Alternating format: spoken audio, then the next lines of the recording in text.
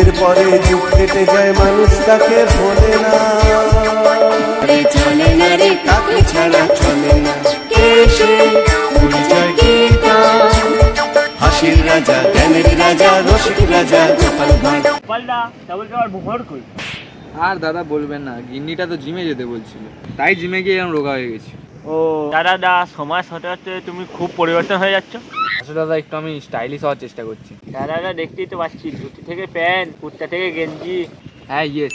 গোপাল একটা কথা বলবো, তুমি তো রাজার অনেক সমস্যার সমাধান করলে, তাহলে তোমার আরবিআই থেকে ডাকা হয়নি? আসলে ডাকা তো হয়েছিল, কিন্তু ওরা ঠিকঠাক পয়সা দিতে পারেনি, ওই জন্য যাইনি। বুঝলাম। গোপাল দা, আপনি কোনোদিন রানিমাকে পটানোর চেষ্টা করেননি? এসব আপনি কি বলছেন? না, আমি পটানোর চেষ্টা করিনি, কিন্তু রানীমা আমাকে বলেছিল, তাই পাত্তা দিইনি। তা গোপাল দা, আপনার কাছে কত টাকা সম্পত্তি আছে? সেরকম কিছু আমার কাছে নেই, শুধু একটা ঘরই সম্বল আছে। আর শুধু সুইস ব্যাংকে 400 কোটি টাকা আছে, আর 15 কেজি সোনা আছে, শুধু রানীমা আমাকে ভালোবেসে দিয়েছিল বলে। আপনি তো তাহলে কৃষ্ণচন্দ্র থেকে বেশি বড় লোক। কে, রাজা মশাই?